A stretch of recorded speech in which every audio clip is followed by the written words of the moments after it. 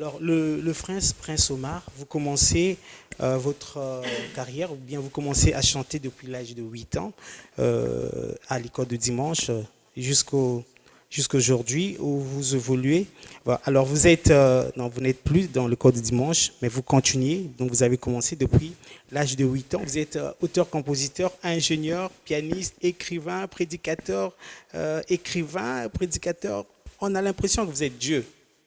On a l'impression que vous êtes Dieu. Beaucoup de choses. Ah ouais, nous C'est sommes quoi? Dieu. Vous êtes Dieu. Ok, nous sommes enfants de Dieu. D'accord. Oui. Alors, tout ça en vous. S'il fallait résumer votre carrière, vous avez sorti deux singles, déjà à Oui, l'espace d'une année, deux singles. 2 ans. Voilà. Le premier c'est Ozanzambé et le deuxième c'est Pembeni Nayo. Pourquoi cet empressement-là? Ben, je peux d'abord résumer ma carrière. J'ai commencé à l'âge de 8 ans à l'école de dimanche. J'ai chanté à la chorale et quelques années après, j'ai intégré la chorale des adultes. Et jusqu'à aujourd'hui, nous continuons à travailler toujours dans l'œuvre du Seigneur.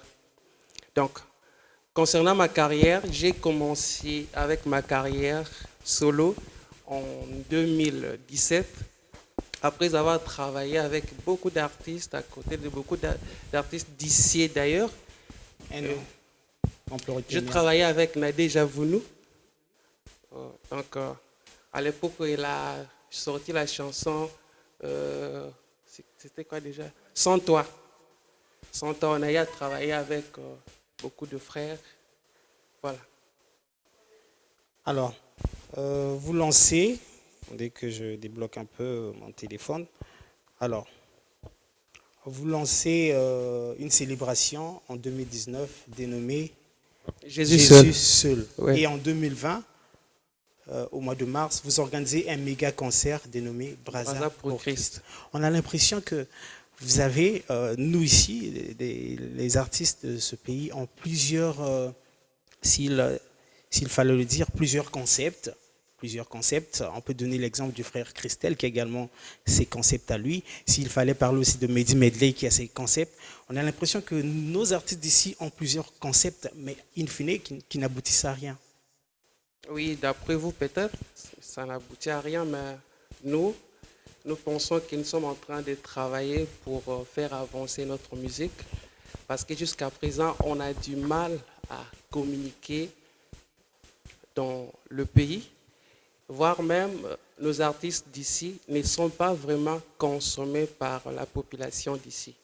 Donc, ces concerts, ces concepts, c'est un travail que nous faisons pour le Seigneur. En même temps, ça nous permet d'être en contact avec le public et faire découvrir ce que nous savons faire.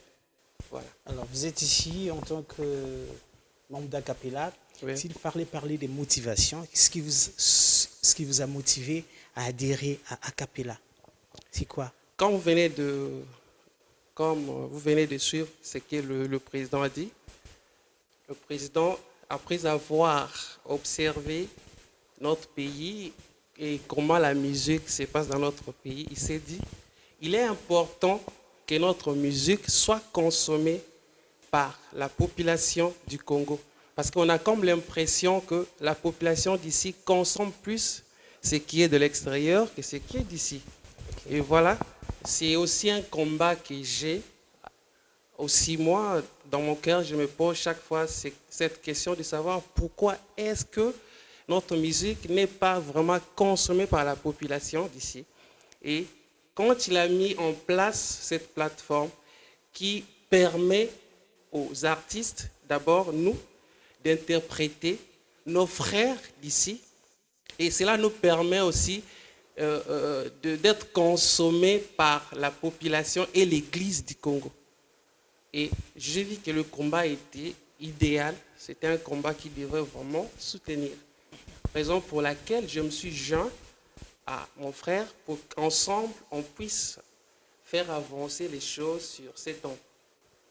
Alors, qu'est-ce que vous réservez au peuple de Dieu comme chant? Qu'est-ce que vous allez nous interpréter? Est-ce que c'est Pembeni Nayo ou encore aux Zanzambé? Je crois que nous allons faire Pembeni.